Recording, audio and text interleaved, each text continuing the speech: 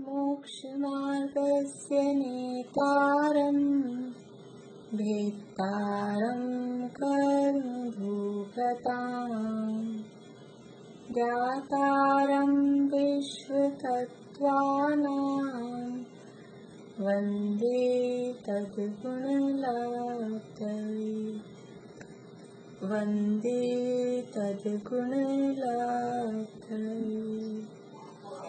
मोक्षमार्ग के नेता एवं कर्म पर्वतों के भेदक और विश्व के सब तत्वों के गायक चेतन संवेदक सद्गुण आप समान प्राप्त हो यही भावना भाकर देव विनय पूर्वक करूं वंदना बारंबार जिनेश्वर देव बारंबार जिनेश्वर देव।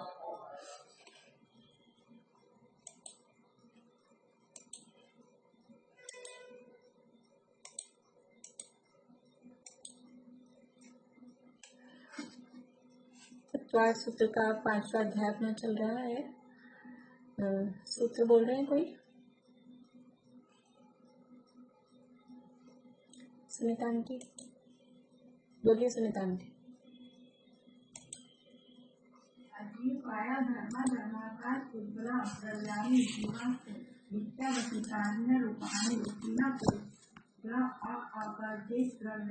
जीवों का उदाहरण आकाश के कितने क्षेत्र में होता है?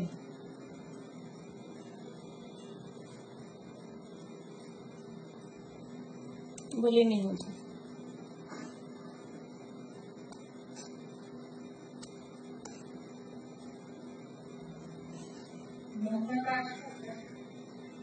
लोकाकाश में कितने क्षेत्र में?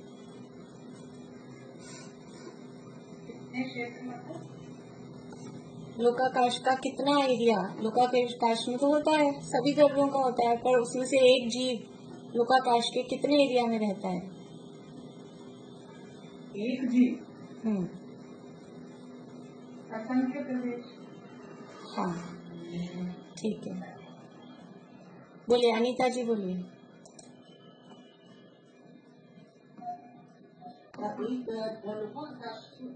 प्रदेश होते हैं तो पूर्ण कितने प्रदेश है उसमें हो सकता है।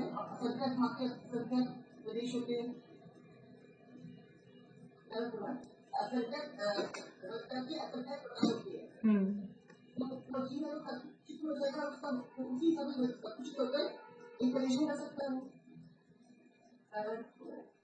नहीं, देखिए जवाब तो सही आ गया था, मीना जी ने दे दिया। प्रश्न क्या था? जीव लोकाकाश के कितने क्षेत्र में रहता है? जीव आकाश के कितने क्षेत्र में रहता है? तो जीव आकाश के लोकाकाश के असंख्यात प्रदेशों में कम से कम भी लेगा वो, तो असंख्यात एक प्रदेश में कभी भी कोई जीव नहीं आ सकता। कितना ही छोटे से छोटा हो जाए, एक प्रदेश में कभी भी नहीं आएगा। लोकाकाश के असंख्यात प्रदेश लेगा ही लेगा, कोई सा भी आकार हो उसका, लेकिन लोकाकाश के असंख्यात प्रदेश वो घेरेगा।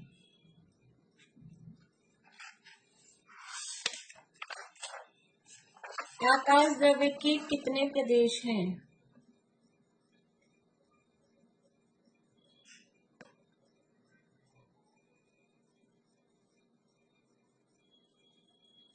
अंकल बोलिए। आकाश द्रव्य के कितने प्रदेश हैं? आकाश के अनंत प्रदेश हैं। बहुत बढ़िया। आकाश के अनंत प्रदेश हैं।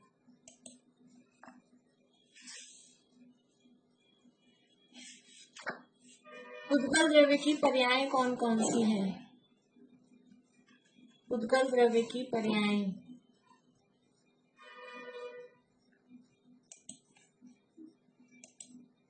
बोलिए चित्रांटी।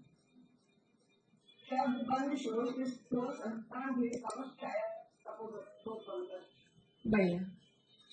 शब्द बंद, सूक्ष्म, स्थूल, संस्थान, भेद, तम, छाया, तप, उद्योग। पुद्गल के भेद कौन कौन से हैं?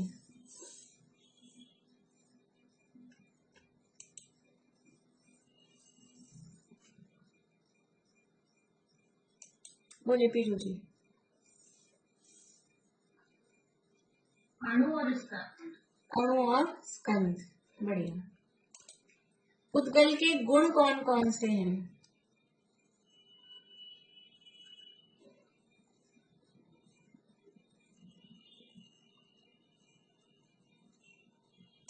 रजनी जी।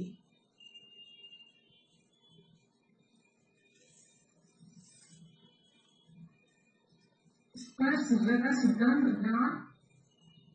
घ्राण गुण नहीं है, घ्राण तो इंद्रिय है।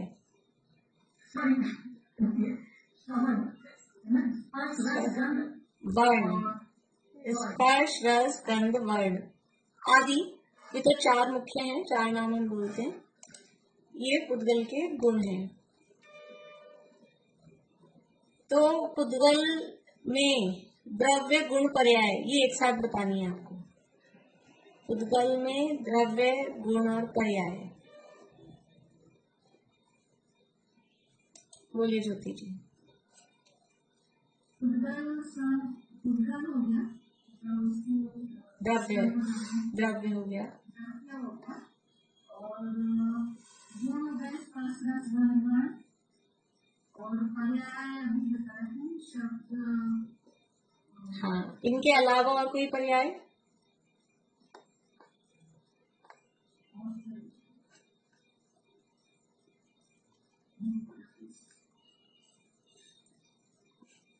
पर्याय में हमको अणु और स्कंद भी उसके पर्याय में। ये तो शब्द बंध सूक्ष्म स्थली स्कंद रूप ही पर्याय है, लेकिन और कोई पर्याय?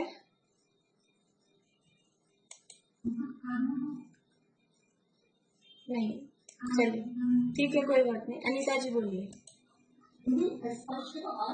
हाँ, बढ़िया बढ़िया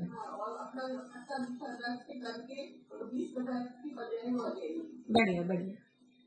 देखिए, पुद्गल है वो एक द्रव्य है, क्या कहें, उसमें अणु है, वो द्रव्य है। फिर स्पर्श, रस, गंध, वर्ण और भी गुण बता सकते थे, हमने 6 और पढ़ लिए, हम 6 और प्लस कर सकते हैं उसमें। लेकिन वो मुख्य गुण पुद्गल के वो तो सामान्य गुण है। तो स्पर्श, रस, गंध, वर्ण वो उसके गुण हैं। और पर्याय कौन सी है पुद्गल की? कि शब्द, बंध, सूक्ष्म स्थौल्य, ये तो है ही 10। इसके अलावा स्पर्श की हल्का, भारी, रूखा, चिकना, ठंडा, गर्म, कठोर, नरम, खट्टा, मीठा, कड़वा, कषायला, चरपरा, सुगंध, दुर्गंध, लाल, पीला, नीला, काला, सफेद, ये सब भी पुद्गल की पर्याय हैं। ये सब पुद्गल की पर्याय हैं। यानी द्रव्य क्या है, गुण क्या है और पर्याय क्या है, ये इसमें से हमको अलग से नाम लेके ऐसे नहीं बताया, लेकिन यहाँ बात वही चल रही है। द्रव्यों का वर्णन, फिर द्रव्य के गुणों का वर्णन और द्रव्य की पर्यायों का वर्णन। अभी जीव में बता सकते हैं द्रव्य, गुण, पर्याय। आशा आंटी बोलिए।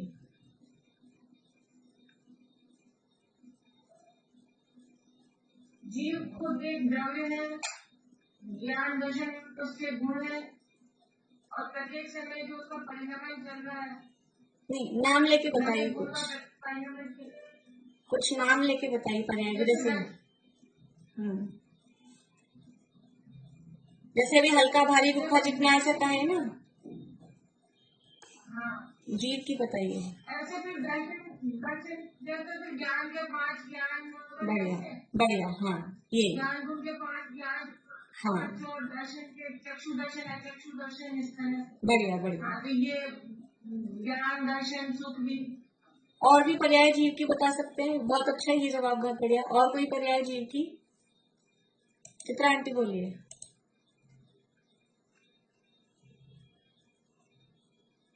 बचपन, जवानी, बुढ़ापा भी तो पर्याय हो गई। हाँ, ये भी कह सकते हैं। और बढ़िया, मनुष्य, तिर्यंच, देव, नारकी, ये सब जीव की पर्याय हैं। जीव की पर्याय कहलाएंगे सिद्ध, संसारी, सिद्ध, ये सब जीव की अवस्था है। पर्याय मतलब उसकी अवस्था। तो जीव ये एक द्रव्य है, जीव में ज्ञान, दर्शन, सुख, वीर्य, ये उसमें गुण है। और इन ज्ञान, दर्शन, सुख, वीर्य की जो अवस्थाएं हैं वो भी जीव की पर्याय, या पर्टिकुलर ऐसा मनुष्य, तिरंज, देव, नारकी पूरे ओवरऑल द्रव्य की पर्याय देखा जाए तो वो भी पर्याय है। तो हम जो बोलते हैं मति ज्ञान, श्रुति ज्ञान, अवधि ज्ञान, मनःपर्याय ज्ञान, केवल ज्ञान, ये सब पर्याय हैं। ज्ञान गुण की अवस्थाएं हैं। ज्ञान है गुण, और मति ज्ञान, शुद्ध ज्ञान, अवधि ज्ञान, मनःपर्याय ज्ञान, केवल ज्ञान, ये उसकी अवस्थाएं हैं। ऐसे जीव एक द्रव्य है, फिर मनुष्य, देव, नारकी, तिर्यंश, बचपन, जवानी, बुढ़ापा, ये सब उसकी जीव की पर्याय है। अभी हम उसको कॉमन रूप से पर्याय कह रहे हैं, फिर और डिटेल में देखें तो वो विभाव पर्याय है, स्वभाव पर्याय है, शुद्ध पर्याय है, क्या शुद्ध पर्याय है, वो मैटर अलग है, वो एक अलग मैटर है, लेकिन है तो जीव की ही अवस्था। जो जीव की अवस्था है वो जीव की पर्याय कहलाती है। गोरा, काला, मोटा, पतला, ये जीव की पर्याय है क्या? गोरा, काला, मोटा, पतला, ये जीव की पर्याय है क्या? सभी लोग जवाब दे सकते हैं इसमें। तो यूं करना है और यूं करना है, हाँ तो हाँ, ना तो ना, सब ऐसे कर रहे हैं। नहीं, जीव की पर्याय नहीं है। तो किसकी पर्याय है ये? गोरा, काला, मोटा, पतला, उद्गल की, पड़ोसी की है। ये पड़ोसी है, ये जो ये इसकी है ना, ये गोरा, काला, मोटा, पतला जो हम कहते हैं, ये सब पुद्गल की पर्याय है, जीव की पर्याय नहीं है। ऐसा ये यहाँ पर जो द्रव्य का स्वरूप बताया गया है, ये द्रव्य का लक्षण सत्य, यानी वो है अस्तित्व, और इस सत्य लक्षण से अस्तित्व गुण की, या अस्तित्व गुण से सत्य की सिद्धि होती है। सत्य कहें या अस्तित्व कहें, एक ही बात है। तो द्रव्य का लक्षण यहाँ बताया गया सद्द्रव्य लक्षणम, और उत्पाद व द्रव्य युक्तम सत। तो उत्पाद व द्रव्य, उत्पाद व क्या बता रहा है? उत्पाद व कौन से गुण को बता रहा है? हमने 6 सामान्य गुण पढ़े, उसमें से उत्पाद व वो कौन से गुण को बता रहा है?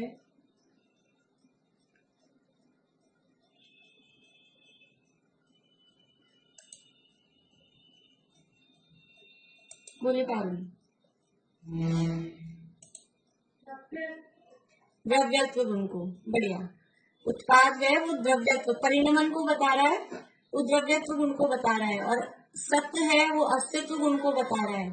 उत्पाद है वो परिणमन को, द्रव्यत्व गुण को बता रहा है। द्रव्यत्व गुण यानी जिस शक्ति के कारण द्रव्य की अवस्था निरंतर बदलती रहे, मतलब उसमें परिणमन होता रहता है, चेंजेस होते रहते हैं, ऐसा एक गुण, ऐसी एक शक्ति वो जीव में, हर द्रव्य में स्वयं में है, अपनी खुद की उसकी एक ऐसी शक्ति है कि वो निरंतर परिणमन करता रहता है। इस तरह से यहाँ ये द्रव्य के लक्षण की बात हुई, उसके साथ में नित्यता का लक्षण, द्रव्य की जो प्रत्येक द्रव्य निरंतर कायम रहता है, उसका व्यय होकर भी व्यय नहीं होना, और व्यय नहीं होकर भी निरंतर बदलते रहना, ये नित्यता या द्रव्य कहलाता है। ये सारी बात हुई, इसके साथ में हमने 6 सामान्य गुणों की भी चर्चा करी। परिभाषा सुनाएंगे आप लोग 6 सामान्य गुणों की? पूछूं? आज नहीं, कल पूछ लूं?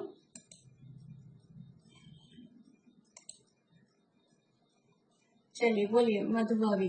प्रमेयत्व गुण किसे कहते हैं? प्रमेयत्व गुण किसे कहते हैं?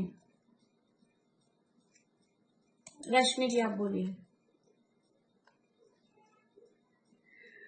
जिस शक्ति के कारण द्रव्य किसी न किसी की ज्ञान का विषय अवश्य बने, उसे प्रमेयत्व गुण कहते हैं। बहुत बढ़िया। जिस शक्ति के कारण द्रव्य किसी न किसी ज्ञान का विषय अवश्य बने, उसे प्रमेयत्व गुण कहते हैं। अगुरु लघुत्व गुण किसे कहते हैं? अगुरु लघुत्व,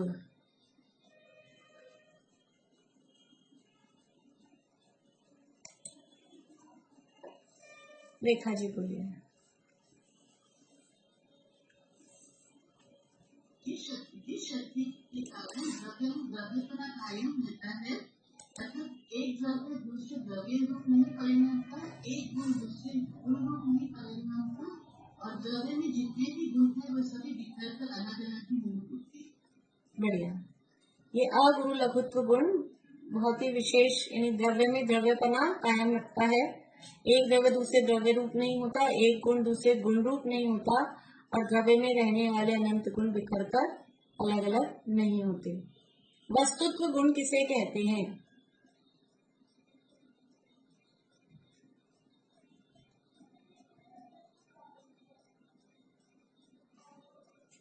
बोले मधुभागी।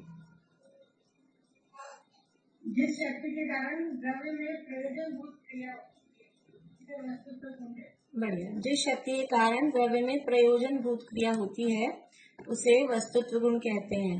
यानी किस शक्ति के कारण द्रव्य बेकार नहीं है, किस गुण के कारण द्रव्य निरर्थक नहीं है, काम का है, बेकार नहीं है, कौन सा है वो गुण? उस गुण का नाम है वस्तुत्व गुण। उस वस्तुत्व गुण के कारण कोई भी द्रव्य बेकार नहीं होता, निरर्थक नहीं होता। देखिए अब हम आगे बढ़ते हैं। यहाँ द्रव्य का लक्षण बताया और उसके साथ में नित्यता का लक्षण बताया। अब यहाँ इसी के साथ में कि ये कैसे हो सकता है, उत्पाद वह भी और द्रव्य भी, परस्पर विरोधी दो काम एक साथ एक ही वस्तु में कैसे हो सकते हैं? उत्पाद वह और द्रव्य। उत्पाद वह ये यानी परिणमन को बता रहा है, और द्रव्य है वो नित्यता को बता रहा है। तो बदल भी रहा है और नहीं भी बदल रहा है, ऐसा कैसे हो सकता है? ऐसा हमको समझ में नहीं आता किस तरह से ऐसा हो सकता है। और यहाँ तो अकेला उत्पाद व द्रव्य बताया है। ऐसे परस्पर विरोधी अनंत धर्म हर द्रव्य में रहते हैं। द्रव्य एक भी है, अनेक भी है। द्रव्य नित्य भी है, अनित्य भी है। द्रव्य भेद रूप भी है, अभेद रूप भी है। द्रव्य सत रूप भी है, असत रूप भी है। द्रव्य अस्थि भी है, नास्ति भी। जो भी अपोजिट है ना, वो सारे अपोजिट, ये कहते हैं परस्पर विरोधी। परस्पर विरोधी लगने वाले धर्म, ये धर्म शब्द समझ में आता है आप लोगों को? धर्म का मतलब जैन धर्म, बौद्ध धर्म, वो वाला धर्म नहीं है ये। यहाँ धर्म कहते हैं, समझ लीजिए गुणों को ही धर्म कहा है, लेकिन गुणों से कुछ अलग टाइप के जो गुण होते हैं उनको धर्म कहते हैं। गुण तो होते हैं ज्ञान, दर्शन, सुख, वीर्य, स्पर्श, रस, गंध, वर्ण, ये गुण है। इनका कोई पेयर नहीं है। ज्ञान के साथ कोई पेयर है दर्शन का? वो ऐसा पेयर नहीं है। पेयर मतलब परस्पर विरोधी वाला जो पेयर हो, जोड़ा। जैसे कि उत्पाद वय के साथ द्रव्य का, नित्य के साथ अनित्य का, एक के साथ अनेक का, ऐसा जोड़ा गुणों के साथ में नहीं होता। तो गुण होते हैं वो सिंगल सिंगल होते हैं, बिना पेयर के होते हैं, वो कहलाते हैं गुण। और धर्म है वो भी द्रव्य के गुण ही है, लेकिन वो पेयर वाले होते हैं। और पेयर भी कैसा होता है कि परस्पर विरोधी पेयर होता है। एक अनेक, भेद अभेद, नित्य अनित्य, ऐसा परस्पर अपोजिट जो लगते हैं, ऐसे परस्पर अपोजिट जैसे लगने वाले वो कहलाते हैं धर्म। और ये धर्म समझ लीजिए पर्याय रूप ही होते हैं। गुणों की तो पर्याय अलग से होती है, धर्म तो खुद ही अपने आप में ही पर्याय रूपी है, उनको धर्म कहते हैं। सभी आंटी कुछ बोल रहे हो? वस्तु के स्वभाव को धर्म कहते हैं। वस्तु के स्वभाव को धर्म कहते हैं। यहाँ पर वो वाला अर्थ भी नहीं लगेगा। यहाँ जो धर्म कहे जा रहे हैं ना, परस्पर विरोधी प्रतीत होने वाले धर्म, यहाँ वो अर्थ नहीं है। यहाँ गुण रूप ही धर्म, उसको धर्म कह रहे हैं। यहाँ जैन धर्म वाला धर्म भी नहीं है, वस्तु के स्वभाव रूप धर्म को भी धर्म नहीं कह रहे, रत्नत्रय धर्म को भी यहाँ धर्म नहीं कह रहे, दया धर्म को भी धर्म नहीं कह रहे। वो सारे जो हम धर्म के अर्थ पढ़ते हैं, पूजा पाठ या उपवास, उनको धर्म कहना, वो अर्थ यहाँ नहीं है। यहाँ जो धर्म कहा जा रहा है परस्पर विरोधी प्रतीत होने वाले अनंत धर्म। तो यहाँ धर्म का अर्थ है कुछ इस तरह की क्वालिटीज, द्रव्य की ऐसी विशेषताएं जो परस्पर में विरोधी दिखाई दे रही हैं। परस्पर में विरोधी दिखाई दे रही है नहीं। शब्द, एक शब्द बिल्कुल यानी ध्यान से समझने योग्य है। परस्पर विरोधी प्रतीत हो रही हैं, परस्पर विरोधी लग रहे हैं। उत्पाद वय और द्रव्य ये परस्पर विरोधी लग रहे हैं, लेकिन विरोधी हैं क्या? जैसे पंखा चल रहा है कि रुका हुआ है? सबके घरों में पंखा चल रहा है। ये चलता हुआ पंखा चल रहा है कि रुका हुआ है? कि चल भी रहा है और रुका हुआ भी है। ये तो दो बातें हो गई परस्पर विरोधी। ये परस्पर विरोधी दो बातें एक वस्तु में एक ही समय में संभव कैसे हो सकती हैं? कि हो रही है। हाथ कंगन को आरसी क्या दिख रहा है सबके घर में? चल भी रहा है, रुका हुआ भी है। ऐसा कैसे हो रहा है? ये परस्पर विरोधी लग रहे हैं, लेकिन इनके एक साथ रहने में कोई दिक्कत नहीं है। अपनी जगह स्थिर रह के चल रहा है, कोई दिक्कत नहीं है, तो रुका हुआ भी है और चल भी रहा है। तो ऐसे परस्पर विरोधी प्रतीत होने वाले अनंत धर्म द्रव्य में हैं, वो कैसे रह पा रहे हैं, उनकी सिद्धि किस प्रकार से होती है, उसके लिए यहाँ पर सूत्र बताया जा रहा है। 32 नंबर का सूत्र है, पेज नंबर 227 आएगा। हेडिंग डला हुआ है अर्पित और अनर्पित। 32 नंबर का सूत्र है। यह तो अनुभव सिद्ध सत्य है कि प्रत्येक द्रव्य बदल कर भी नहीं बदलता है और नहीं बदल कर भी बदल जाता है। ये तो अनुभव सत्य सिद्ध है कि नहीं बदल कर भी बदल रहा है और बदल कर भी नहीं बदल रहा है। एक साल में कैसी हो गई लाइफ? बदल गई कि नहीं बदल गई? एक साल में हम सब बदल गए कि नहीं बदल गए? बदल भी गए, नहीं भी बदले, क्या करें? पूरी लाइफ का सिस्टम ही चेंज हो गया है कि क्या क्या स्थिति हो गई है। अब तो नॉर्मल दिनों, जो पुराने दिन थे, वो सोचते कैसे एडजस्ट होंगे, आएंगे कि भी नहीं आएंगे कभी। वैसे जो सबका रूटीन था सबका बदल गया। तो बदला कि नहीं बदला? कि बदल कर भी नहीं बदला, नहीं बदल कर भी बदल गया। तो ये तो सबको फील में आता है, अनुभव सिद्ध है। इस महासत्य की सिद्धि मुख्यता और गौणता की अपेक्षा होती है। ये कैसे हो सकता है कि बदल कर भी नहीं बदला और नहीं बदल कर भी बदल गया? तो एक ऐसा सिद्धांत है, उस सिद्धांत के माध्यम से इस चीज को सिद्ध किया जा सकता है, इसकी सिद्धि होती है। किससे होती है? मुख्यता और गौणता। मुख्यता और गौणता। मुख्यता तो समझ में आता होगा थोड़ा बहुत। मुख्य करते हैं किसी को, मुख्य करना मतलब किसी को आगे करना, हाईलाइट करना, वो कहलाता है मुख्य। जैसे कि समझ लीजिए ये जो भी कभी कोई बोल रहा होता है उसको हम स्पॉटलाइट कर देते हैं। किसी को भी यहाँ अपन ने अपनी स्क्रीन पे आगे ले लिया तो वो व्यक्ति मुख्य हो गया। मुख्यता और गौणता समझ में आ रही? समझ लीजिए अभी क्लास में अपने मेरे साइड 54 लोग हैं, 54 लोग हैं। अभी आपकी स्क्रीन पे क्या दिख रहा है? आपकी स्क्रीन पे कौन दिख रहा है? क्या आपकी स्क्रीन पे ज्यादातर मैं समझती हूँ मैं ही दिख रही होंगी। तो मैं क्या हूं उसमें? मुख्य। जो अपनी स्क्रीन पे भी आगे दिख रहा है वो है मुख्य। और बाकी के 53 लोग, कि बाकी के 53 लोग नहीं है क्या? है तो सही, लेकिन अभी वो साइड में मतलब अभी वो आगे नहीं है, पीछे की तरफ है, आगे नेक्स्ट उस पे है, तो वो कहलाएंगे गौण। जो हमारे सामने है, जिसको हमने हाईलाइट किया है, वो कहलाता है मुख्य और बाकी सब कहलाते हैं गौण। तो ऐसे मुख्य गौण की अपेक्षा से ये परस्पर विरोधी वाली बातें भी बन जाती हैं द्रव्य में। इन धर्मों की सिद्धि हो जाती है। इस महासत्य की सिद्धि मुख्यता और गौणता की अपेक्षा होती है। हम बहुत अच्छी तरह करते हैं काम अपने डेली लाइफ में। घर में शादी होती है, तो शादी है किसी 25 साल के लड़के की, समझ लीजिए 25-26 साल का लड़का है, उसकी शादी है। अब उसको है ना सब, ये समझ लीजिए लड़का है, अब उसकी शादी, उसको तैयार कर रहे हैं, उसको लड्डू खिला रहे हैं, उसके लाड़ चाव कर रहे हैं, और घर में 50 साल के पिताजी बैठे हैं, 70 साल के दादाजी बैठे हैं, उनको ज्यादा नहीं पूछ रहे। और जब बारात निकलती है तब उसको घोड़े पे बिठा देते हैं 25 साल के लड़के को, और वो बुढ़े दादाजी वो पैदल पैदल चल रहे हैं। ये क्या हो रहा है कि अभी वो मुख्य है, वो जिसकी शादी है ना, गीत गाएंगे तो उसी का नाम ले लेके बन्ना बन्ना, वो दादाजी और पापू कहे कि ये मेरे दादाजी बैठे हैं, मेरे पापा बैठे हैं, इनका तो नाम लो, कि भी शादी उनकी नहीं है। जिसकी शादी होती है वो मुख्य होता है, उसके गीत गाए जाते हैं। और बाकी सब लोग घर में है कि नहीं है? कि बाकी सब हैं, लेकिन वो अभी क्या है? वो गौण है। नहीं है ऐसा नहीं है। देखो, गौण का अर्थ निषेध करना नहीं है। गौण कह रहे हैं ना, गौण का मतलब वो नहीं है ऐसा नहीं। अभी हमारी बुक खुली हुई है, तो हमारी बुक में ये पेज खुला हुआ है 227 नंबर का, तो जो पेज खुला हुआ है वो है मुख्य, और बाकी के जो पेज है आगे पीछे के वो नहीं है क्या किताब में? उनको फाड़ दें फिर? कि फाड़ना नहीं है, वो अभी गौण है। फिर हम जब अगला पेज पढ़ेंगे तो 228 नंबर का पेज वो मुख्य हो जाएगा, ये पेज गौण हो जाएगा। तो ऐसे मुख्यता गौणता से इस तरह के परस्पर विरोधी धर्मों की सिद्धि द्रव्य में होती है। इसके लिए सूत्र बता रहे हैं। नेहा जी आप बोलिएगा पीछे।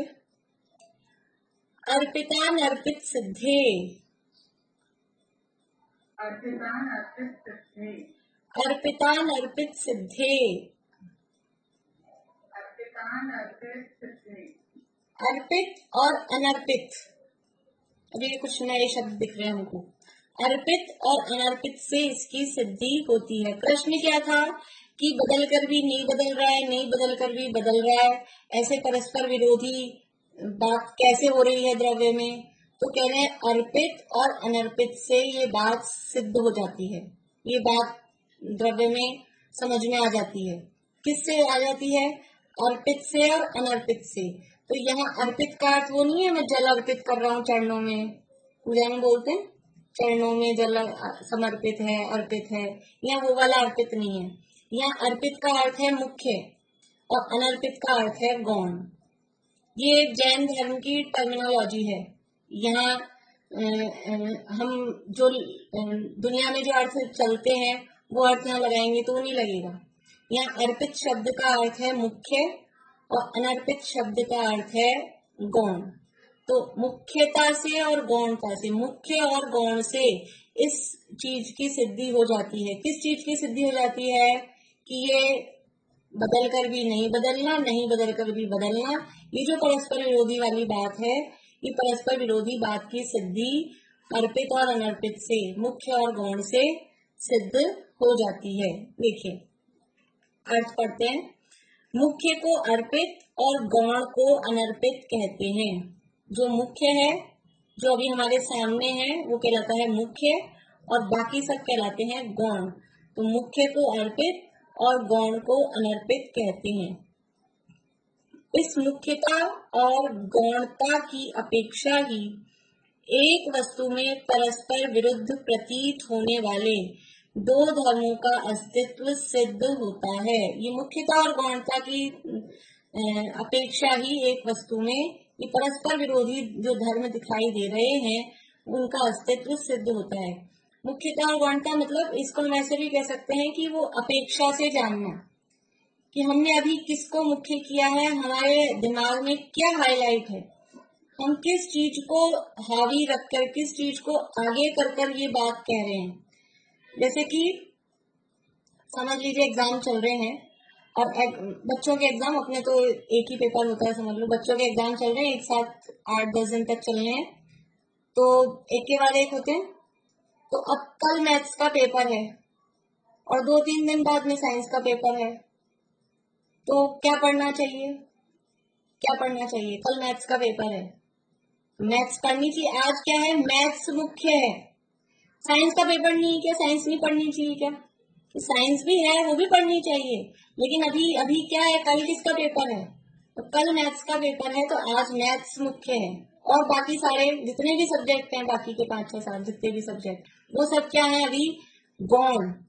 वो नहीं है ऐसा नहीं है, उनको नहीं पढ़ना ऐसा भी नहीं है। और भी किसी भी चीज में अपन ले सकते हैं। शाम को 5:30-6 बज गए और बच्चा कहे मैं तो पढ़ाई करने जा रहा हूँ, तो क्या कहेंगे? पढ़ाई मत कर, पहले भोजन कर, रात हो जाएगी। तो अभी क्या मुख्य है? क्या आप पढ़ने को मना कर रहे हो? क्या अभी भोजन मुख्य है, अभी पढ़ाई बाद में? और जब पढ़ाई का टाइम हो जाए और फिर वो कहे कि आप ही तो कह रहे थे भोजन करना चाहिए, तो अब लाओ मेरे को कुछ खाने पीने को दे दो, कि अभी स्कूल का टाइम है, पढ़ाई मुख्य है। तो ये ऐसा मुख्य गौण से इस तरह की, अभी तो आपने मुख्य गौण तो समझा दिया, लेकिन ये हमको परस्पर विरोधी कैसे रह रहे हैं वो समझ में नहीं आ रहा। वो प्रश्न तो ये था ना कि परस्पर विरोधी धर्म द्रव्य में एक साथ कैसे रहते हैं। तो इस मुख्यता गौणता की वजह से परस्पर विरोधी धर्म रह रहे हैं, वो कैसे रहते हैं देखिए, यहाँ आगे पढ़ते हैं। प्रत्येक द्रव्य अनंत गुणों, परस्पर विरुद्ध प्रतीत होने वाले अनंत धर्म युगलों का अखंड पिंड है, अनंत स्वभावों और अनंत शक्तियों का संग्रहालय है। देखिए 4 शब्द यहाँ दिए। पहले कहा अनंत गुणों यानी गुण, फिर कहा परस्पर विरुद्ध प्रतीत होने वाले अनंत धर्म युगल ये दूसरा शब्द हुआ धर्म युगल या धर्म। फिर अनंत स्वभावों, तीसरी बात हो गई स्वभाव। और चौथा अनंत शक्तियों का संग्रहालय, चौथा शब्द है शक्ति। गुण, धर्म, स्वभाव और शक्ति, 4 शब्द यहाँ दिए।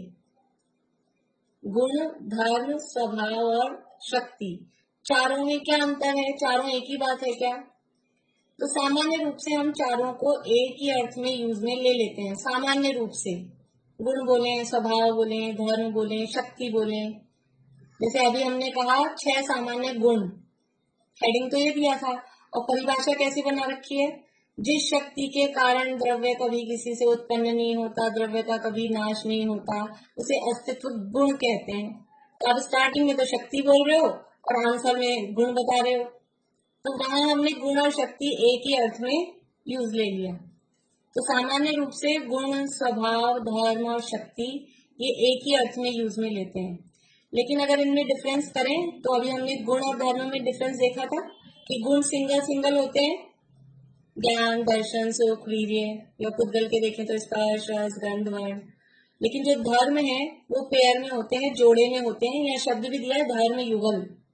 नित्यता के साथ अनित्यता, एकता के साथ अनेकता, भेदता के साथ अभेदता, ऐसा ये धर्म युगल धर्म होते हैं, वो जोड़े में होते हैं। और स्वभाव वो कहलाता है कि जो जिससे उस द्रव्य का पहचान हो सके, वो तो लक्षण कहलाएगा, लेकिन जिससे द्रव्य का स्वरूप समझ में आता है। तो स्वभाव और गुण ज्यादातर एक ही अर्थ में यूज में आते हैं। ज्यादातर जो गुण है वही स्वभाव है। और शक्ति वो होती है जो हमें पावर है। शक्तियां मतलब हमारी पावर, जिनको हम प्रकट करें तो हम अभी शक्ति है। देखो, शक्ति और हमें केवल ज्ञान है या केवल ज्ञान की शक्ति है? हमें केवल ज्ञान है या केवल ज्ञान की शक्ति है? केवल ज्ञान नहीं है अभी वर्तमान में, लेकिन केवल ज्ञान की शक्ति है। जैसे कोई लड़की है, समझ लीजिए छोटी लड़की है, अभी 8-10 साल की भी है, तो वो माँ है या उसमें माँ बनने की शक्ति है? तो अभी माँ नहीं है, लेकिन माँ बनने की शक्ति है। तो शक्ति, थोड़ी डिफरेंस समझ में आ रहा है? शक्ति मतलब पावर जो बाद में भी प्रकट हो सकती है। और ऐसी शक्तियां भी द्रव्य में है, गुण भी है, स्वभाव भी है, धर्म भी है। ज्यादा नहीं समझ में आओ तो कोई बात नहीं, आ जाएगा धीरे धीरे, जैसे जैसे और अभ्यास करेंगे ये शब्द चलते हैं। तो अभी यहाँ ये गुण द्रव्य अनंत गुणों, परस्पर विरुद्ध प्रतीत होने वाले अनंत धर्म युगलों का अखंड पिंड है, अनंत स्वभावों और अनंत शक्तियों का संग्रहालय है। यद्यपि ये गुण, धर्म युगल, स्वभाव और शक्तियां प्रत्येक द्रव्य के स्वरूप में ही समाहित हैं, तद्रूप ही हैं। प्रत्येक द्रव्य में गुण भी है, धर्म भी है, स्वभाव भी है, शक्तियां भी हैं, सब उस द्रव्य में ही है, अभिन्न ही है। तथापि ये सब गुण, धर्म, स्वभाव और शक्तियां द्रव्य से कथनचित किसी अपेक्षा पृथक भी है। यद्यपि ये सभी द्रव्य दृष्टि से, द्रव्यार्थिक न्याय से द्रव्य में अभेद है, अखंड है, नित्य है, एक है, तथापि पर्याय दृष्टि से, पर्यायार्थिक न्याय से भिन्न भिन्न है, खंड खंड है, अनित्य है और अनेक है, तथा प्रमाण से भेदाभेद रूप है, खंडाखंड रूप है, नित्यानित्य रूप है, एक अनेक रूप है। उक्त अपेक्षाओं में से हम जिस अपेक्षा को समझना समझाना चाहते हैं वह अपेक्षा मुख्य होती है, अर्पित होती है और विवक्षित होती है। शेष अपेक्षाएं गौण रहती हैं, अनर्पित रहती हैं, अविवक्षित रहती हैं। विवक्षित, अर्पित और मुख्य ये सब एकार्थवाची हैं, और अविवक्षित, अनर्पित और गौण ये भी, इन सब का भी एक ही अर्थ है। देखिए यहाँ जो बात कही है ना, वो थोड़ी बात हाई लेवल की है, मैं उसको ज्यादा नहीं समझाऊंगी अभी। कुछ लोग हैं जो समझ जाएंगे, कुछ लोग हैं फिर वो चक्कर में पड़ जाएंगे। इसलिए अभी ये जो पैराग्राफ अपन ने पढ़ा है उसको मैं अपनी तरीके से, मैं ये वाले शब्द यूज नहीं लूंगी, बात आपको बता दूंगी, लेकिन वो शब्दों में थोड़ा सा अभी जरा बड़े भारी शब्द से लगते हैं तो आप लोग घबरा जाएंगे। देखिए क्या कहा है इसमें कि सभी द्रव्य द्रव्य नित्य है या अनित्य? यहाँ बात चल रही है परस्पर विरोधी धर्मों की। परस्पर विरोधी धर्म, परस्पर विरोधी लगने वाले ऐसे धर्म हैं। कौन कौन से धर्म है? 2-4 धर्म बताते हैं। जैसे कि वस्तु नित्य है कि अनित्य। नित्य मतलब टिकी रहने वाली, अनित्य का मतलब है नष्ट हो जाने वाली। ये एक नित्य अनित्य। वस्तु एक है कि अनेक है? चलिए एक सिंपल सा अपन एक उसमें देखते हैं। पारुल, आप हो या नहीं हो? बोलो। आपकी अस्थि है या हो इसका मतलब अस्थि है, और नहीं हो इसका मतलब नास्ति है। आप हो या नहीं हो? आपकी अस्थि है या आपकी नास्ति है? बोलो। पर्याय की अपेक्षा से तो आपकी है और ऐसे तो द्रव्य की अपेक्षा नास्ति है? नहीं, अभी हम जनरल बात कर रहे हैं। आप हो या नहीं हो? हो, अस्थि है, ठीक है। कहाँ हो आप? अपने घर में पीरियड में तो नहीं हो ना? घर पे ही हो, ठीक है। अब आपकी मम्मी के पास फोन आया। मान लो आप 5-7 दिन पहले मम्मी के पास गए थे पीहर, और फिर वहां लैंडलाइन पे, वहां से तो आप आए कल, और वहां लैंडलाइन पे आपकी फ्रेंड का फोन आ गया कि पारुल से बात करनी है। तो मम्मी क्या कहेंगी? पारुल तो नहीं है। क्या कहेंगी? आप कह रहे हो मैं हूँ, और मम्मी क्या कह रही है? पारुल नहीं है। आप हो कि नहीं हो? हो कि नहीं हो? क्या आप हो भी और नहीं भी हो? दोनों बातें सही है। आप अपने घर में हो और वहां मम्मी के घर में नहीं हो, ये दोनों। ये है अपेक्षाकृत कथन। इसको कहते हैं अपेक्षा, इसको कहते हैं स्यादवाद, जो जैन धर्म का एक सिद्धांत है। स्यादवाद नाम सुना होगा आपने। अनेकांत, स्यादवाद, यही है अनेकांत, यही है स्यादवाद। ये अर्पित अनर्पित, इसी का नाम है स्यादवाद। कभी किस चीज को मुख्य कर रहे हैं, कभी किस चीज को मुख्य कर रहे हैं। अभी हम अपने घर में हैं, इस चीज को मुख्य कर रहे हैं, तो हम हैं अस्थि, और हम वहां नहीं है दूसरी जगह। जब हम अपने घर में हैं तो कितनी जगह से नास्ती हो जाएगी। मंदिर में नहीं है, सड़क पे नहीं है, और अपने घर में भी जिस कमरे में है तो और जो 2-4 कमरे हैं उसमें नहीं है, किचन में नहीं है, और कहीं कहीं जहां जहां भी आप लगाओ वहां सब जगह नहीं है, नहीं है, नहीं है, नहीं है। तो अस्थि भी है और नास्ति भी है। अब ये परस्पर विरोधी दिख रहे हैं। बात विरोधी दिख रही है, मैं हूं भी और मैं नहीं भी हूं, लेकिन ये विरोधी नहीं है, विरोधी प्रतीत हो रही है, और इससे द्रव्य की सिद्धि होती है। अब बताइए कि ये तो अपनी बात हो गई। अब दूसरी तरफ से हम पूछते हैं, मैं हूं या नहीं हूं? तो मैं जीव हूं, ये अस्थि हुई, और मैं पुद्गल नहीं हूं, ये क्या हुआ? ये नास्ति हुई। मैं जीव हूँ, इससे मेरी सिद्धि हो रही है, लेकिन मैं पुद्गल नहीं हूँ, ये कहकर भी मेरी सिद्धि हो रही है कि नहीं हो रही है? हमको अपना अस्तित्व बताना है। तो मैं ये पुद्गल, जैसे अभी थोड़ी देर पहले हमने कहा था गोरा काला मैं नहीं हूँ, मोटा पतला मैं नहीं हूँ, ये क्या है?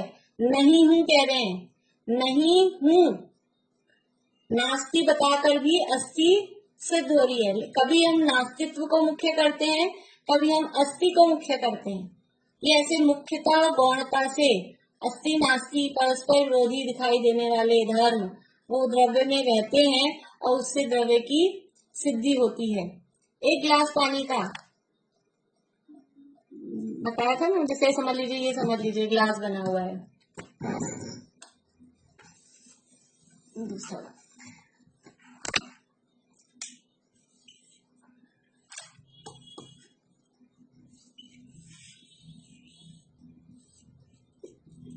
हाँ, ये गिलास में क्या है? पूरा भरा है, आधा भरा है, पूरा खा लिया, आधा खा लिया, क्या है? क्या कहेंगे आप? 4 लोगों से पूछूंगी मैं, एक दूसरे का सुन के नहीं बोलना है, जिसने जो सबसे पहले सोचा वही बताना है। रजनी जी बोलिए।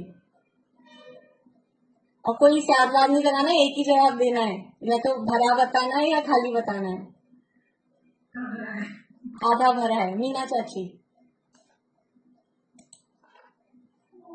आधा खाली है और आधा भरा हुआ भी है, दोनों ही है। शीला भाभी। दोनों है। मैंने कहा एक जवाब देना है, तो मुझे पता है आप लोग इंटेलिजेंट हो सब। तो फिर तो ये कहिए कि भरा हुआ है। भरा हुआ है। रंजू भाभी,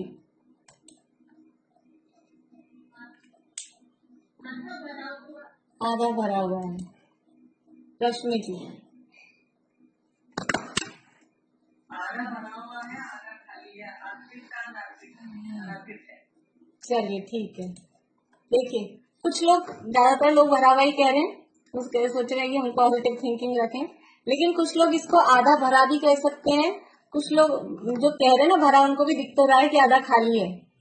तो ये हमारे देखने का नजदीक, ग्लास भरा है कि खाली है, कि जब हम भरे पर दृष्टि रखते हैं, ये अर्पित है। भरा हुआ पना, भरापना अर्पित यानी मुख्य है, तो हम इसको भरा कहेंगे। और खाली पना अर्पित होगा, मुख्य होगा। अर्पित मतलब खालीपन इसका मुख्य है, तो हम इसको खाली कहेंगे। भरा है कि खाली है? अभी कोरोना टाइम चल रहा है, तो कुछ लोग बोलते हैं बहुत बढ़िया हो गया, और कुछ लोग बोलते हैं बहुत ही बुरा हुआ। अभी बढ़िया हुआ है कि बुरा हुआ, अच्छा हुआ कि खराब हुआ, ये देखने का नजरिया है। कौन किस चीज को हाईलाइट कर रहा है, कौन किसको हाईलाइट कर रहा है, कौन किसको मुख्य कर रहा है। तो ये ऐसे परस्पर विरोधी बातें दिखाई दे रही हैं, लेकिन वो द्रव्य में एक साथ रहती हैं, एक साथ रहती हैं। अच्छा बताइए, आप एक हैं कि अनेक? किससे पूछा जाए? बेला जी, आप एक हैं कि अनेक? एक। बढ़िया। प्रेमलता जी, आप एक हैं कि अनेक?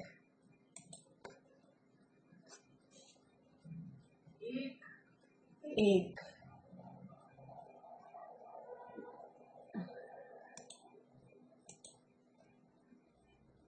अंकल आप बोलिए, आप एक हैं कि अनेक? एक हैं। सबका एक ही जवाब है? और मैं किसी से पूछूं तो सबके यही जवाब है, एक? आशा आंटी, आप एक हैं कि अनेक? मैं अपनी तरफ से एक हूँ, और कई लोग जैसे जो लोग मुझे जिस नाम जिस तरह से बुलाते हैं उस नाम से एक हूँ। बढ़िया। शीला भाभी, एक कोटियों में भी अनेक है। ऐसा नहीं एक ही जवाब देना है हमें। चलिए, ज्यादातर लोग यही कह रहे हैं हम एक हैं। हम एक हैं तो एक किस अपेक्षा से, कि हम अपने आप को एक जीव, मैं एक जीव हूँ इसलिए मैं एक हूँ। लेकिन अभी हम केवल, अभी हम मूलता मतलब मूल द्रव्य की तरफ से बात नहीं कर रहे, अभी हम पर्याय की तरफ से ही। हम एक हैं तो ठीक है, एक है तो मैं और ऑप्शन देती हूँ आपको। आप एक हो ना, तो एक चूज करना। जिन जिन लोगों ने मुझे एक का जवाब दिया है ना, उनसे मैं पूछूंगी अब। तो आप माँ हो कि बेटी हो, एक ही हो ना आप, तो एक बताना आप। बेला जी, माँ हो कि बेटी हो? अभी तो आपने कहा था मैं एक हूँ। हाँ भाई, शीला भाभी, अगर अनेक तरफ से देखो तो दोनों मेरे भाभी है। अंकल बोलिए, आप पिता हैं कि पुत्र हैं? बहुत समझ है। बढ़िया। तो अभी हमने जवाब दिया था हम एक हैं, ये एक अलग अपेक्षा थी। हम आप सबके दिमाग में क्या चीज हाईलाइट हो रही थी, कि बस वो अपना जीवपना देख रहे थे, तो हम एक हैं। लेकिन हमने पर्याय की तरफ से देखा तो कितने सारे हैं, मामा भी हैं, चाचा भी हैं, भांजा भी हैं, मामा भी हैं, भांजा भी हैं, पिता भी हैं, पुत्र भी हैं, मौसी भी हैं, चाची भी हैं, बुआ भी हैं, सब है ना, सारे रिश्ते हैं। तो एक है कि अनेक है?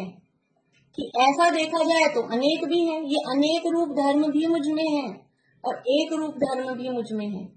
और वैसे ये तो अपन ने पर्याय की तरफ से बात की, मूल द्रव्य में अनंत गुण धर्म है, तो अनंत गुण धर्मों की अपेक्षा से अनंत अनंत हूँ। एक एक गुण की तरफ से कहा जाए तो ऐसे मैं अनेक रूप भी हूँ, क्योंकि मेरे में अनेक गुण हैं। और द्रव्य स्वरूप से मैं एक हूँ, इसलिए मैं एक भी हूँ। तो मैं एक हूँ कि अनेक हूँ, क्या अपेक्षाकृत कथन है। हमारे दिमाग में क्या हाईलाइट हो रहा है, यानी अब ये जगत नित्य है कि अनित्य है? तो हमारे दिमाग में पर्याय दिखाई देती हैं, उनका नष्ट होना ही दिखाई देता है। तो हम कहते हैं सारा संसार क्षणभंगुर है, कुछ भी स्थिर नहीं रहता है, सब नष्ट हो जाता है। तो जब हमारे दिमाग में वो अनित्यता हाईलाइट रहती है, हम जगत को अनित्य कहते हैं। और किसी के दिमाग में नित्यता हाईलाइट रहती है तो कहते हैं कि द्रव्य का कभी नाश ही नहीं होता। जगत में जो द्रव्य है उसका अस्तित्व है और उसका कभी नाश नहीं होगा, जितने द्रव्य हैं उतने ही रहेंगे, इसलिए सारा जगत नित्य ही है। जगत मतलब 6 द्रव्यों का समूह। तो वो द्रव्य नित्य है कि अनित्य है? कि द्रव्यों की पर्याय अपेक्षा हमारे दिमाग में हाईलाइट रहती है तो हम अनित्य कहते हैं। उनकी द्रव्य अपेक्षा हाईलाइट रहती है तो हम उनको नित्य कहते हैं। तो ये क्या मुख्य है हमारे माइंड में, कब क्या बात चल रही है, कब कौन किस अपेक्षा से कह रहा है, कब किसको हाईलाइट किया जा रहा है, इस बात से वो अलग अलग परस्पर विरोधी दिखाई देने वाले धर्म भी एक द्रव्य में एक साथ रहते हैं। भेद रूप है क्या? भेद रूप है। कोई शादियां कार्ड देने आए हमारे घर, 4 हम देवरानी जेठानियां हो मान लो, और शादियां कार्ड देने आए कोई, तो चारों को अलग अलग पकड़ाने लगे, तो हम क्या कहते हैं? नहीं नहीं, हम एक हैं, एक ही कार्ड लेते हैं, एक ही हैं हम। तो आप एक ही हो, ठीक है, तो भोजन लगाएंगे और एक ही थाली, आप एक ही तो हो, एक ही थाली लगा दी। कि नहीं हम 10 मेंबर हैं, तभी आप 10 हो गए। आप एक हो कि अनेक हो, आप भेद रूप हो कि अभेद रूप हो, कि ये क्या बात चल रही है, कौन सा मैटर है, कौन सा मामला है। जब कार्ड लेने का बात आएगी तो हम एक ही कार्ड लेंगे, लेकिन जब भोजन करने की बात आएगी तो सब अपना अपना अलग अलग करेंगे। तब ऐसे नहीं होगा कि एक ही से काम चल जाएगा। तो ये अलग अलग अपेक्षाओं से ये सब बातें परस्पर विरोधी लग रही हैं। नित्य अनित्य, भेद अभेद, एक अनेक, समझ लीजिए बहुत सारे इस तरह से विरोधी धर्म है, खंड अखंड, इस तरह से बहुत सारे विरोधी धर्म हैं।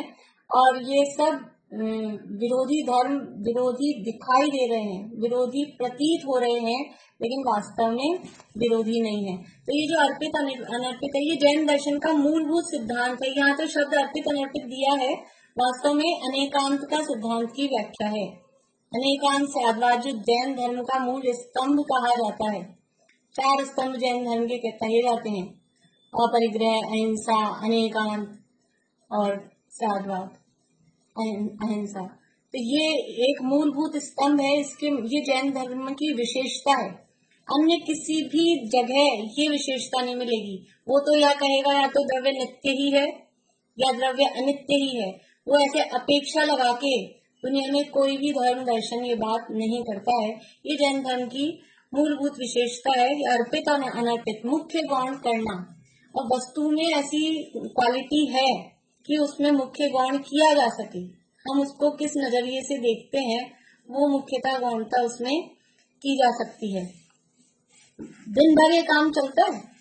बच्चे ने कोई एक अच्छा काम किया हो तो उसके दिमाग में वही हाईलाइट रहता है। वो सोचता है मेरी बड़ाई करे मम्मी, मैंने एक काम बढ़िया कर दिया।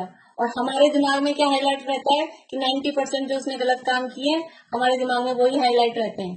और उसके दिमाग में वो एक जगह सा कुछ अच्छा कर दिया, वो सोचता है मेरी बड़ाई करे, और हम सोचते हैं कि ये तो इसने ठीक नहीं किया।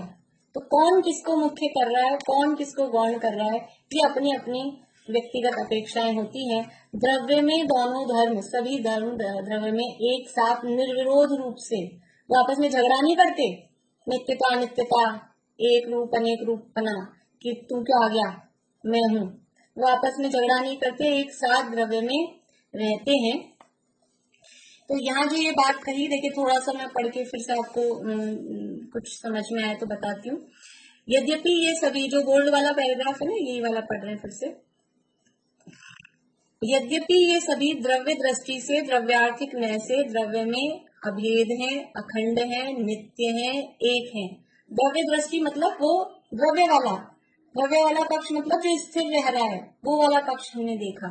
उसी को विषय बनाने वाले न्याय को द्रव्यार्थिक न्याय कहते हैं। न्याय, देखिए ये जो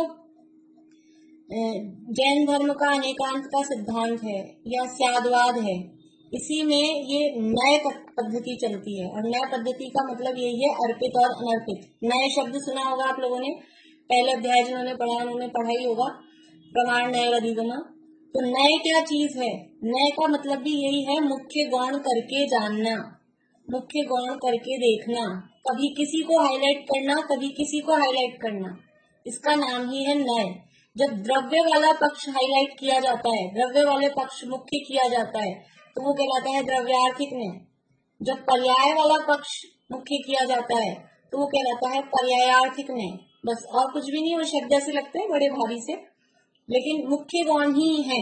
नय का मतलब है मुख्य गौण, अपेक्षा करके, अपेक्षा लगाकर बात करना, उसका नाम ये अर्पित अनर्पित कहो, मुख्य गौण कहो, नय बात कहो, स्यादवाद कहो, अनेकांत कहो, सब एक अर्थवाची है।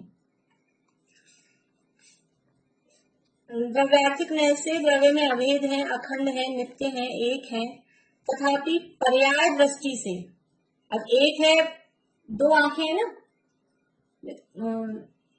जैसे कोई वो होते हैं घड़ी ठीक करने वाले होते हैं, डायमंड का काम करने वाले होते हैं, वो क्या करते हैं, दोनों आंखें एक साथ खुली रखें तो वो बारीक काम नहीं होता है।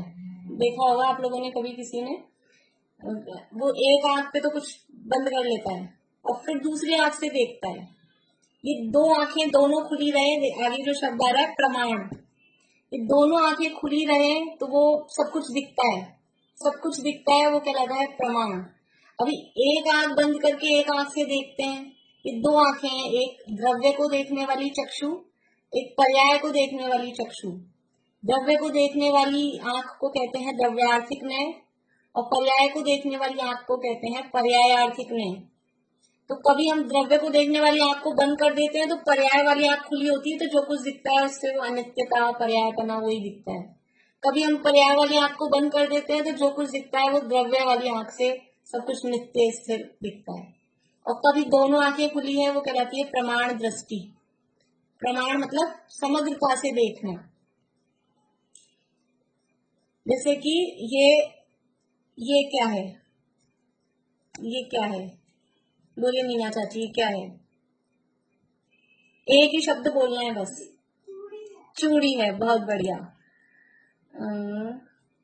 सरोज आंटी आप बोलिए, क्या है ये? नकल नहीं करनी है, मैंने इनको बढ़िया बोल दिया है तो। वर्षा भाभी बोलिए। सोना है, सोना। सोने, सोने की चूड़ी। चले, तीन जवाब आ गए, तीनों अलग अलग आ गए, अपन यही रुक जाते हैं। एक ने कहा चूड़ी है, एक ने कहा सोना है, एक ने कहा सोने की चूड़ी है। कौन सा जवाब सही है और कौन सा जवाब गलत है? तीनों ही जवाब सही हैं। ये चूड़ी तो है, दिख रही है, चूड़ी भी है, और ये सोना भी है, और ये सोने की चूड़ी ये भी है। तो जब हमने इसको चूड़ी कहा तो इन्होंने पर्याय वाली आंख खोल के देखा, मीना चाची ने, और इनको चूड़ी दिखी। पर्याय, इसके आकार दिखा ना, पर्याय मतलब ये इसका आकार दिख रहा है, तो ये इनको आकार दिखा, तो इनकी दिमाग में क्या मुख्य हुआ, क्या अर्पित हुआ? इसका आकार, तो इन्होंने कहा चूड़ी। और सरोज आंटी के दिमाग में आकार मुख्य नहीं हुआ, उसका द्रव्य किससे बनी हुई है, तो वो सोना मुख्य हुआ, तो उन्होंने कहा सोना है। और वर्षा भाभी ने दोनों आंखें खुली रखी, सोने की चूड़ी, ये कहलाता है प्रमाण का कथन। एक था पर्यायार्थिक नय का कथन चूड़ी, एक था द्रव्यार्थिक नय का कथन सोना, और सोने की चूड़ी, दोनों को मिला के जो बात कही गई वो कहलाएगा प्रमाण का कथन। ये बात यहाँ पर बताई गई है। फिर से मैं पढ़ती हूँ। यद्यपि ये सभी द्रव्य दृष्टि से द्रव्यार्थिक नय से द्रव्य में अभेद है, अखंड है, अनित्य है, एक है, तथापि पर्याय दृष्टि से पर्यायार्थिक नय से भिन्न भिन्न है, खंड खंड है, अनित्य और अनेक है। द्रव्य दृष्टि से सब कुछ क्या दिख रहा है? नित्य, स्थिर, सब एक है, ऐसा वो द्रव्य दृष्टि, वो कहलाएगा द्रव्यार्थिक नय। और पर्याय दृष्टि से सब भिन्न भिन्न है, सब खंड खंड है, सब में भेद है, अनित्य है, ऐसा दिखाई देगा। वो जैसे आप लोगों ने कहा था मैं एक हूँ, ये द्रव्य दृष्टि थी, और जिन्होंने कहा मैं अनेक हूँ, मामा भी हूँ, चाचा भी हूँ, ये भी हूँ, तो वो पर्याय दृष्टि है। तो द्रव्य दृष्टि से सब एक है, पर्याय दृष्टि से सब अनेक है। और प्रमाण से भेदा भेद, एकानेक, नित्यानित्य, जैसे कहा ना सोने की चूड़ी, सोना भी है, चूड़ी भी है। ऐसे एक भी हूँ, अनेक भी हूँ, नित्य भी हूँ, अनित्य भी हूँ, भेद भी हूँ, अभेद भी हूँ। तो भेदा भेद, एकानेक, नित्यानित्य, ऐसे प्रमाण से भेदाभेद, खंडाखंड, नित्यानित्य और एकानेक रूप हूँ। उक्त अपेक्षाओं में से हम जिस अपेक्षा को समझना समझाना चाहते हैं वह अपेक्षा मुख्य होती है, अर्पित होती है और विवक्षित होती है। जिसकी बात हम कर रहे हैं वो कहलाती है मुख्य, अर्पित या विवक्षित। विवक्षित कहो, मुख्य कहो, अर्पित कहो, एक ही बात है। शेष अपेक्षाएं गौण रहती हैं, अनर्पित रहती हैं, अविवक्षित रहती हैं। अभी समय हो गया, थोड़ा सा बचा है इसमें, वो बात अपन ने कर ली है करीब करीब। कल इसको पढ़ के आगे करेंगे। आप लोग सोचना ऐसा, ये सब चीजें जो हैं ये रटने की, याद करने की नहीं, ये लाइफ में अप्लाई करने के लिए। कहाँ कहाँ हम ऐसा कर रहे हैं, ऐसा प्रयोग कहाँ कहाँ हो रहा है। बिल्कुल होता है घर में। समझ लीजिए एक डब्बा चीनी का बचा हुआ है, फिर भी हम क्या कह देते हैं, चीनी खत्म हो गई। हर चीज थोड़ी थोड़ी कुछ ना कुछ बची होती है, उसके पहले ही अपन कह देते खत्म हो गई, ले आओ बाजार से। क्यों? क्योंकि अभी हमारे उसमें उसका जो कम बची है वो मुख्य नहीं है, लेकिन वो बहुत बड़ा हिस्सा उसका खाली हो गया है, वो हमारे दिमाग में मुख्य रहता है। आटा थोड़ा सा बचा होता है, फिर हम कहते हैं आटा नहीं, आटा पीसना है। क्यों? अभी तो है ना कि है, लेकिन वो बहुत कम बचा है, तो हम उस किस चीज को हाईलाइट कर रहे हैं। ऐसा डेली लाइफ में ये मुख्यता गौणता, मुख्यता गौणता ये चलती रहती है। और इसके माध्यम से ये दो प्रकार के नए, एक द्रव्य को मुख्य करने वाला, एक पर्याय को मुख्य करने वाला, इसको निश्चय नय और व्यवहार नय भी कहते हैं। द्रव्यार्थिक नय, पर्यायार्थिक नय और निश्चय व्यवहार नय। और ऐसे दो नयों पर ये सारी दुनिया चल रही है, इसलिए दुनिया को दुनिया कहते हैं। दुनिया, दो नयों पर ये सारा काम काज चल रहा है। कभी इसको मुख्य करते हैं, कभी इसको मुख्य करते हैं, कभी इसको मुख्य करते हैं, कभी इसको मुख्य करते हैं। अकेले एक ही फैक्टर को मुख्य करने से काम नहीं चलता है। तो हम जैसे जैसे जिसको जो आवश्यकता होती है अपने हिसाब से वो मुख्य गौण चलता है, इसी का नाम दुनिया है। तो ऐसा ये जैन धर्म का विशेष जो अनेकांत का सिद्धांत है और स्यादवाद है, उसको यहाँ पर हमने आज देखा है। एक जिनवाणी स्तुति में एक लाइन आप लोगों ने सुनी होगी, हर विवाद का हल हो सकता स्यादवाद के द्वारा। ये अपेक्षा है। अपेक्षा को यदि समझ ले तो झंझट किस लिए होती है, घर में झगड़े किस लिए होते हैं कि एक दूसरे की अपेक्षाओं को नहीं समझ पाते हैं। कौन अपेक्षा मतलब किस एंगल से कौन बात कह रहा है, तो वो एंगल समझ लिया जाए तो वो झगड़े फिर नहीं हो। इसलिए हर विवाद का हल हो सकता स्यादवाद के द्वारा। ऐसी स्यादवाद की पद्धति ये अर्पित और अनर्पित की पद्धति है। इस सब को हम जीवन में अप्लाई करें, जीवन में उतारें, इसी मंगल भावना से अभी ये पूरा करते हैं। कुछ किसी को प्रश्न हो अभी के विषय से संबंधित तो पूछ सकते हैं। नहीं?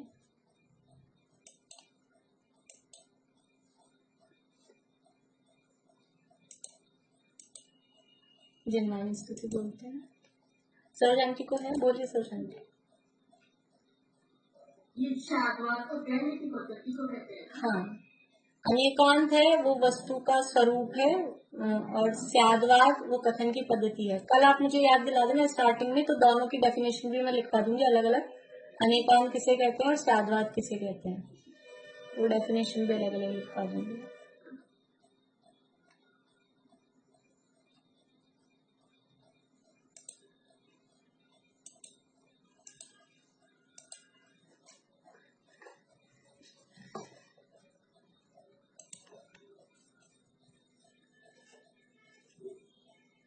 हे धर्म जिन सत धर्म माय सत धर्म के आधार हो, भव भूमि का परित्याग कर जिन भव जलधि के पार हो, आराधना आराध कर आराधना के सार हो,